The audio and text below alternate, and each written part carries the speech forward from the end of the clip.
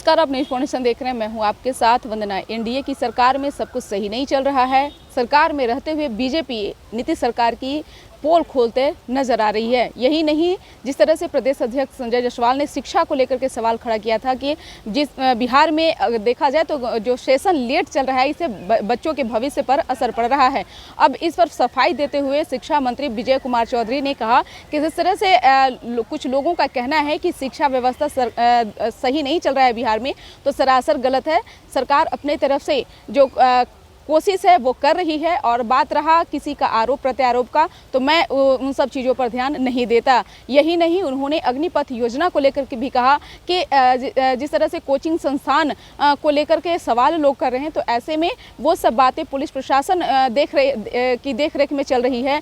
ऐसे में इस अग्निपथ को लेकर के सवाल नहीं उठाना चाहिए। यही नहीं, उन्होंने शिक्षा को लेकर के जिस तरह से कहा कि शिक्षा को लेकर के बैठक होने वाली है, सदन के कार्रवाई के दौरान जो सवाल उठाया गया, तो कहीं ना कहीं अब इसको लेकर के जो शिक्षा का जो मूल अगर देखा जाए बिहार में, तो शिक्षा का मूल जो व्यवस्था है वो कहीं ना कहीं चरमराती हुई नजर आ रही है।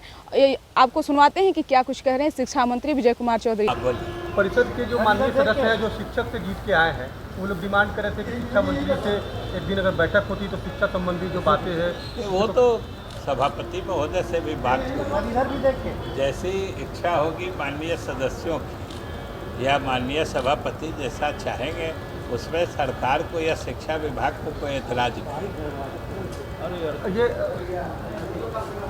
ये कोचिंग संस्थान जो है उनको मैंने हर बार आरोप लगता है। इसके पहले खान साहब पे लगा था, जब एनटीपीसी का रिजल्ट आया था तो जला था रेलवे पूरा।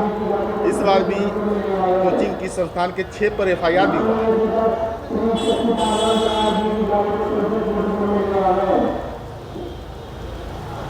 देखिए, उसमें चाहे कोचिंग संस्थान हो या कोई दूसरा संगठन हो या कोई व्यक्ति हो, कोई हिंसा के लिए या सरकारी संपत्ति को नुकसान पहुंचाने के लिए जो कोई भी वो काम करेगा, चाहे उस साजिश में शामिल होगा, उसके खिलाफ सरकार कार्रवाई करती है, करनी भी चाहिए।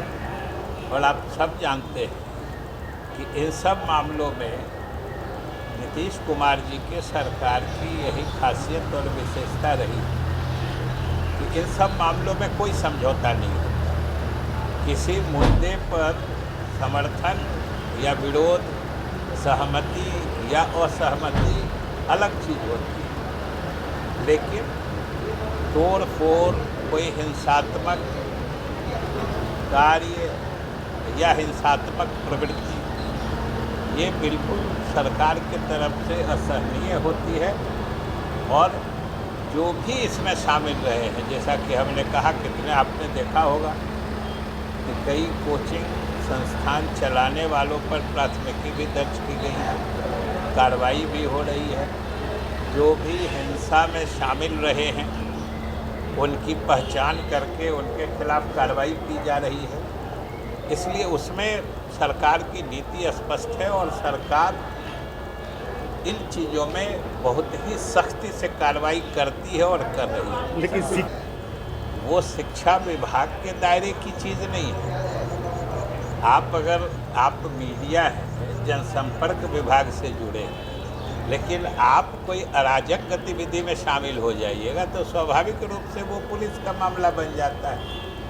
तो इसमें शिक्षा विभाग या मीडिया को जो सूचना जनसंपर्क विभाग के लोग तो नहीं गाइड करते हैं या प्रेरित करते हैं कोई अराजक कार्रवाई करने के लिए। इसलिए शिक्षा विभाग की जो भूमिका है, शिक्षा विभाग सजग है और उन मामलों को शिक्षा विभाग देख रही है।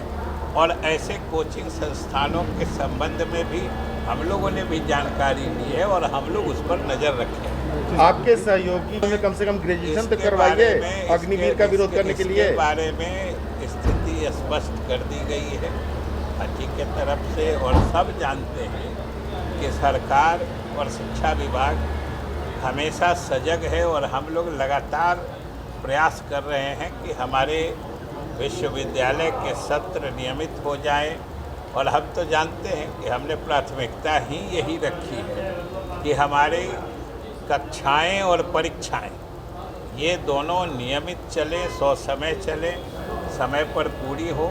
नहीं तो इसका सबसे खामियाजा हमारे छात्रों को भुगतना पड़ता है, जो सरकार को किसी भी रूप में स्वीकार्य नहीं है। इस विश्वविद्यालयों को भी निर्देश दिया है कि आप अपने सत्र नियमित करें, परीक्षाएं नियमित लें, इसलिए इसमें सब चीज़ें स्पष्ट हैं। तो आपने सुना कि क्या कुछ कहें। आपको बता दें कि जिस प्रकार से एनडीए की सरकार में ही आजकल खींचतान देखने के लिए मिल रहा है, ऐसे में वार पलटवार का जो दौर है वो शुरू है। एक दूसरे पर लोग कीचड़ उछाल रहे हैं। हालांकि सरकार में रहते हुए सरकार की पोल खोलना यह देखने वाली बात रहेगी। इसकर बस इतना ही। बने रहिए न्यूज़ नेशन के साथ। धन्यवाद।